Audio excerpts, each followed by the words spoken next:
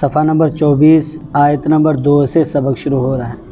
اعوذ باللہ من الشیطان الرجیم، بسم اللہ الرحمن الرحیم۔ ان یثقفوکم یکونوا لکم اعداء ویبسطوا الیکم ایدیہم والسنتہم بالسوء وودوا لو تکفرون۔ لن تنفعکم ارحامکم ولا اولادکم یوم القیامہ یفصل بینکم واللہ بما تعملون بصیر۔ قد كانت لكم أسوة حسنة في إبراهيم والذين معه إذ قالوا لقومهم إنا براء منكم ومما تعبدون من دون الله كفرنا بكم وبدا بيننا وبينكم العداوة والبغضاء أبدا حتى تؤمنوا بالله وحده إلا قول إبراهيم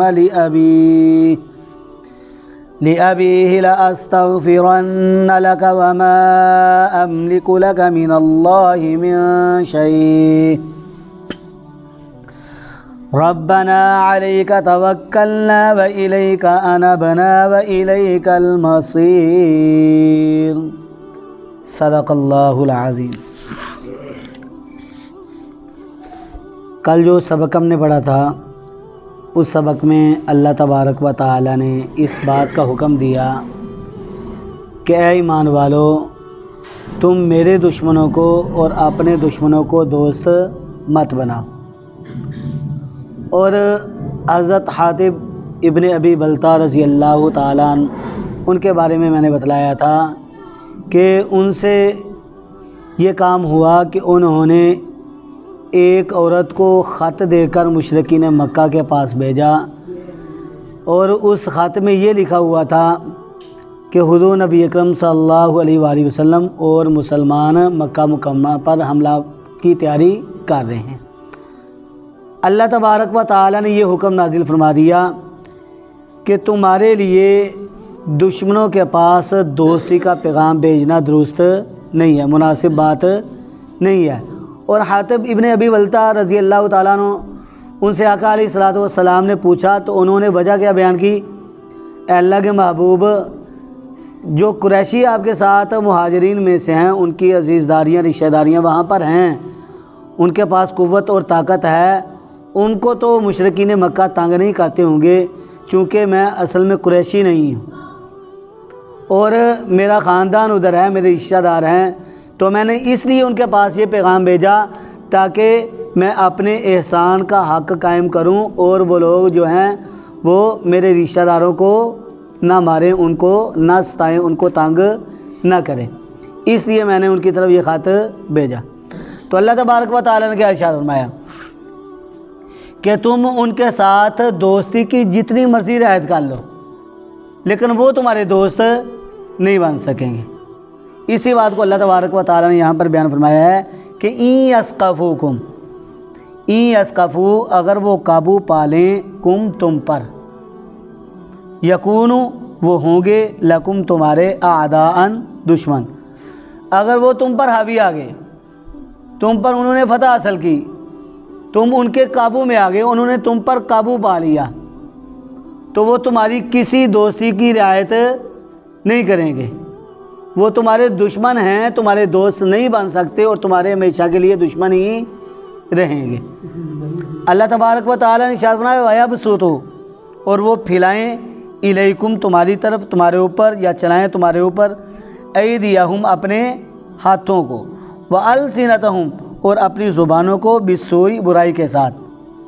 اللہ نے ارشاد فرمایا اگر انہوں نے تم پر قابو پا لیا تو پھر وہ کوشش کریں گے اس بات کی کہ تمہیں قتل کر ڈالیں، اگر وہ تم پر حاوی آ جائیں تو تم پر لعن طعن کریں گے، تمہیں گالی گلوچ کریں گے، اور وہ چاہتے کیا ہیں؟ اللہ نے ارشاد فرمایا وودو اور وہ چاہتے ہیں لو تکفرون یہ کہ تم کافر ہو جاؤ، تم یہودی ہو جاؤ، عیسائی ہو جاؤ، مشرک ہو جاؤ یا منافق ہو جاؤ، جو کچھ بھی ہو جاؤ، کافر ہو جاؤ، وہ تمہیں مسلمان نہیں دیکھنا چاہتے۔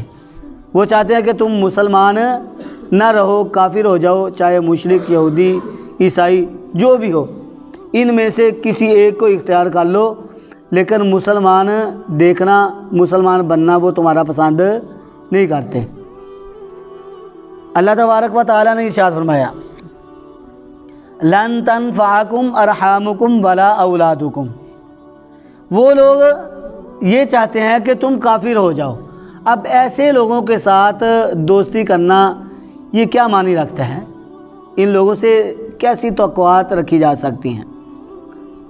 اللہ نے ارشاد فرمایا کہ اگر تم میں سے کوئی اس لیے ان کے ساتھ دوستی کرتا ہے کہ میرے وہاں پر رشتہ دار ہیں، میرے عزیز و اقارب ہیں، اور یہ ان کے ساتھ میری اس دوستی کی رعایت کی وجہ سے اچھا سلوک کریں گے، ان کو تنگ نہیں کریں گے، تو اللہ تعالیٰ نے ارشاد فرمایا اے ایمان والو تم اس بات کو جان لو کہ لن تنفعکم، ہرگز نہیں فائدہ دے گا تم کو، ارحامکم، تمہارے رشتے، ہرگز تمہارے رشتے تمہیں کوئی فائدہ نہیں دیں گے، ولا اولادکم، اور نہ تمہاری اولاد، یوم القیامتی، قیامت کے دن، قیامت کے دن اللہ تبارک و تعالی کی طرف سے کوئی بھی تمہیں نقصان سے نہیں بچا سکے گا، اور نہ ہی تمہارا کوئی فائدہ کر سکے گا، نہ تمہاری اولاد تمہارے کام آئے گی، اور نہ ہی تمہارے عزیز و اقارب رشتہ دار تمہارے کام آئیں گے، نہ تو تمہارے کوئی کام آئے گا اور نہ ہی تمہیں کوئی نقصان سے بچا سکے گا۔ اور اس بات کو اللہ تبارک و تعالی نے سورۃ عابس 30ویں پارے کے اندر بیان کیا ہے، یوم یفر المرء من اخیہ و امہ و ابی و صاحبتہ و بنی، جس دن بھاگے گا انسان من اخی، اپنے بھائی سے بھاگے گا، اپنی ماں سے بھاگے گا، اپنے باپ سے بھاگے گا، اپنی بیوی سے بھاگے گا، اپنے دوستوں سے بھاگے گا، کوئی اس کے کام آنے کے لیے تیار نہیں آئے گا، کوئی اس کو فائدہ دینے کے لیے تیار نہیں ہوگا۔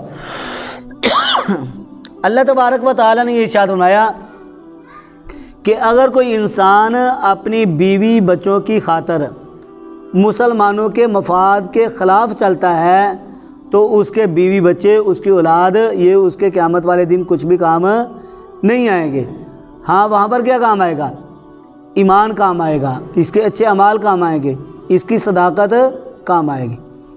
تو اللہ تبارک و تعالیٰ نے اسی بات کو بیان کیا، لن تنفعکم، ہرگز نہیں نفع دیں گے تم کو، ارحامکم، تمہارے رشتے، ولا اولادکم، اور نہ تمہاری اولاد، یوم القیامتی، قیامت کے دن، یفصل، وہ فیصلہ فرمائے گا، بینکم، تمہارے درمیان، واللہ، اور اللہ تبارک و تعالی، بما، ان تمام باتوں کو، ان تمام کاموں کو، تعملون، جو تم کرتے ہو، بصیر، دیکھنے والا ہے۔ اللہ تبارک و تعالی سے کوئی چیز چھپی ہوئی نہیں ہے، وہ تمہارے اچھے اور تمہارے برے اعمال کو تمہارے سامنے رکھ کر تمہارے بارے میں جزا اور سزا کا فیصلہ قیامت والے دن کرے گا۔ جس نے اچھے اعمال کیے ہوں گے ان کے بارے میں فیصلہ بھی اچھا ہوگا، اور جن کے برے اعمال ہوں گے اس کو دوزخ میں جانا پڑے گا، جہنم میں جانا پڑے گا۔ تو اس سے آگے اللہ تبارک و تعالی نے مسلمانوں کو اس بات کا حکم دیا ہے کہ اے ایمان والو، تم ابراہیم علیہ السلام جیسے اسوہ حسنہ کو اپنا لو۔ جیسا کہ ابراہیم علیہ السلام نے اور ان کے ساتھیوں نے کافروں کے ساتھ سلوک کیا، تمہیں چاہیے کہ تم بھی ابراہیم علیہ السلام اور ان کے ساتھیوں جیسے ہو جاؤ۔ انہوں نے کیا کیا تھا؟ اللہ نے یہاں بیان کیا ہے، ارشاد فرمایا قد، تحقیق، کانت ہے، لکم، تمہارے لیے، اسوۃ حسنہ، عمدہ نمونہ، بہترین نمونہ، فی ابراہیم، حضرت ابراہیم علیہ السلام میں، والذین معہ، اور ان لوگوں میں جو ان کے ساتھ تھے۔ اللہ نے ارشاد فرمایا تمہارے لیے ابراہیم علیہ السلام اور ان کے ساتھیوں میں ایک عمدہ نمونہ ہے، اور وہ عمدہ نمونہ کیا ہے؟ ان کے ساتھی کون تھے؟ ان کے ساتھی حضرت لوط علیہ السلام اور حضرت ابراہیم علیہ السلام کی بیوی حضرت سارہ علیہ السلام، یہ ان کے ساتھی تھے۔ اور ان کے علاوہ بادشاہ سے لے کر چھوٹے سے چھوٹے چرواہے تک سارے کے سارے کافی لوگ تھے۔ حضرت ابراہیم علیہ السلام نے ان سب سے بیزاری کا اعلان کر دیا۔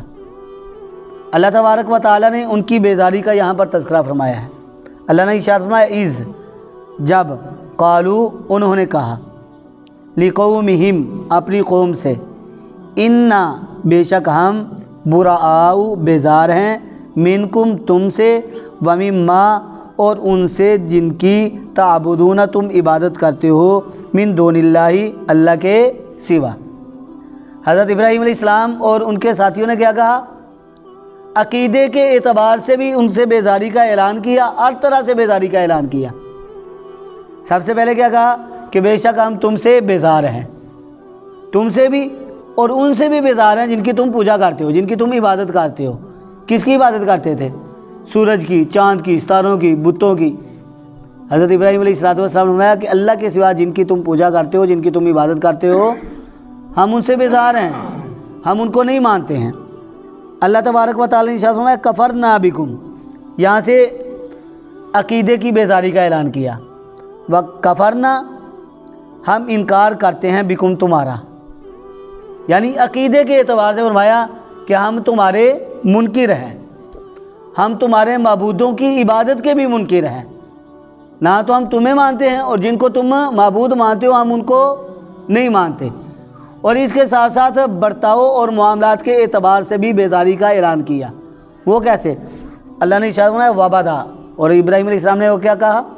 وبدا، اور ظاہر ہو گئی ہے بیننا ہمارے درمیان، وبینکم اور تمہارے درمیان، العداوت عداوت یعنی دشمنی، والبغضاء اور بغض، ابداً ہمیشہ کے لیے۔ حضرت ابراہیم علیہ السلام نے ان سے کہا کہ ہمیشہ ہمیشہ کے لیے ہمارا اور تمہارا جوڑ پڑ گیا ہے، اور وہ کیا ہے کہ تمہاری اور ہماری ٹکر ہمیشہ ہمیشہ کے لیے رہے گی۔ کیوں؟ اس لیے کہ تم کافی لوگ ہو اور ہم ایمان والے ہیں۔ جب تک تم اپنے عقائد کو درست نہیں کر لیتے تب تک ہماری اور تمہاری جنگ چلتی رہے گی۔ کب تک چلے گی؟ فرمایا حتیٰ، یہاں تک کہ تؤمنو تم ایمان لے آؤ باللہ اللہ تعالیٰ پر، وحدہ جو کہ اکیلا ہے، وحدہ لا شریک ذات ہے۔ حضرت ابراہیم علیہ السلام نے ان سے کیا کہا؟ تمہاری اور ہماری جنگ اس وقت تک ہوتی رہے گی جب تک تم اپنے عقائد کو ٹھیک نہیں کر لیتے، جب تک تم ایمان نہیں لے آتے، جب تک تم ایک اللہ کو نہیں مان لیتے، اس کے احکامات کو تسلیم نہیں کر لیتے، تب تک ہماری اور تمہاری جنگ چلتی رہے گی۔ اب حضرت ابراہیم علیہ السلام نے ان سے بیزاری کا اعلان کیا، اور ان لوگوں نے حضرت ابراہیم علیہ السلام کو بہت زیادہ تکالیف پہنچائی۔ حضرت ابراہیم علیہ السلام نے ان سب تکالیف کو برداشت کیا، یہاں تک کہ ان کو آگ کے الاؤ میں ڈالا، لیکن آپ کے استقلال میں کوئی لغزش نہیں آئی۔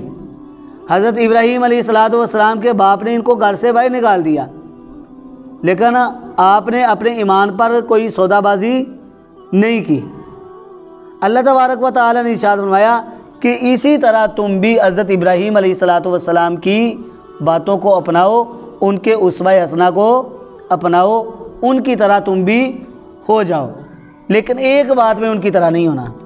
اس بات کا اللہ تعالیٰ نے آگے تذکرہ فرمایا۔ وہ بات کون سی ہے؟ الا قولا، مگر بات میں ابراہیم علیہ السلام کی لی ابیہ، اپنے باپ کے بارے میں۔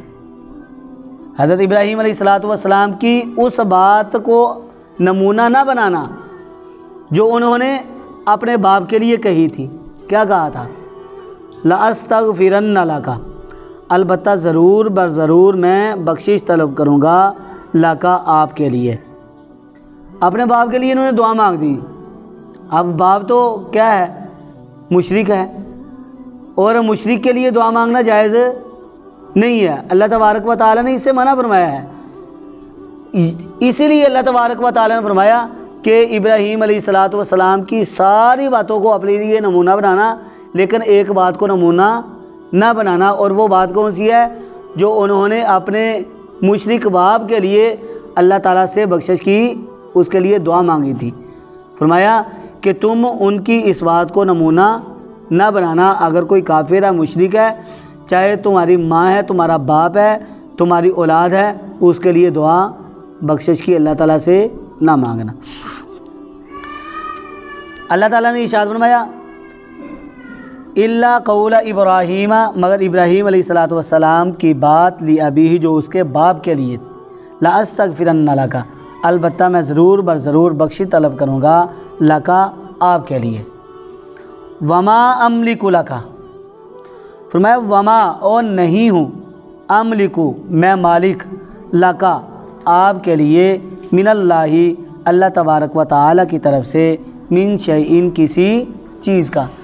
میں اپنے باپ سے کہتے ہیں میں آپ کے لیے اللہ تعالیٰ کی طرف سے کسی چیز کا مالک نہیں ہوں، بس اللہ کی بارگاہ میں عرضی پیش کروں گا، یہ نہیں ہے کہ میں مالک بن گیا ہوں۔ وہ چاہے تو میری دعا کو قبول کرے اور چاہے تو میری دعا کو رد کر دے، اس کو قبول نہ کرے، میرا اس میں کوئی اختیار نہیں ہے۔ تو مفسرین کرام رحمۃ اللہ علیہ فرماتے ہیں کہ حضرت ابراہیم علیہ السلام ان کے دل میں اپنے باپ کے لیے یہ بڑی شفقت تھی، بڑی نرم دلی تھی۔ دشمن ہونے کے باوجود حضرت ابراہیم علیہ السلام کے دل میں اپنے باپ کے لیے شفقت کا مادہ موجود تھا، اسی لیے وہ چاہتے تھے کہ میرا باپ جو ہے وہ ایمان لے آئے، اور اسی لیے انہوں نے اپنے باپ کے لیے دعا مانگی تھی۔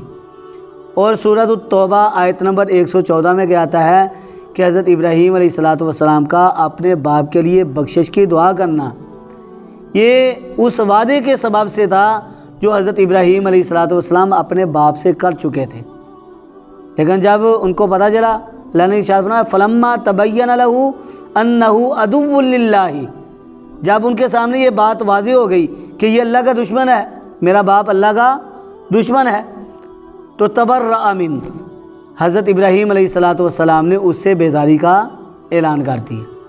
تو اللہ تبارک و تعالیٰ نے یہ ارشاد فرمایا کہ حضرت ابراہیم علیہ السلام کی اس بات کی پیروی نہ کرنا، اس بات کو نمونہ نہ بنانا جو انہوں نے اپنے باپ کے لیے دعا مانگ کر کہی تھی۔ اور اللہ تبارک و تعالیٰ نے ارشاد فرمایا کہ حضرت ابراہیم علیہ السلام نے اللہ کی بارگاہ میں یہ دعا عرض کی، ربنا، اے ہمارے پروردگار، علیک توکلنا، آپ پر توکلنا، ہم بھروسہ کرتے ہیں، آپ پر یہ ہمارا توکل ہے، ہمارا بھروسہ کس پر ہے؟ آپ کی ذات پر، وَإِلَيْكَ أَنَبْنَا، اور آپ ہی کی طرف انبنا، ہم رجوع کرتے ہیں، آپ سے بخشش کی دعا مانگتے ہیں، اپنے گناہوں کی مغفرت آپ سے طلب کرتے ہیں، وَإِلَيْكَ الْمَصِيرُ، اور آپ ہی کی طرف لوٹنا ہے۔ سب کا لوٹنا کس کی طرف ہے؟ اللہ تعالیٰ کی طرف۔ حضرت ابراہیم علیہ السلام نے یہ بات عرض کی، اے پروردگار، ہم آپ کی ذات پر بھروسہ رکھتے ہیں اور آپ کی طرف ہی رجوع کرتے ہیں، اور ہم سب آپ ہی کی طرف لوٹ کر آنے والے ہیں۔ اللہ تبارک و تعالیٰ سے دعا ہے اللہ رب العزت صحیح معنوں میں ہم سب کو اپنے کلام کی سمجھ عطا فرمائیں، اپنے کلام کی محبت عطا فرمائیں، اس کی تلاوت کرنے والا، اس کو سمجھنے والا اور اس پر عمل کرنے والا بنائیں۔ وآخر دعوانا ان الحمد للہ رب العالمین۔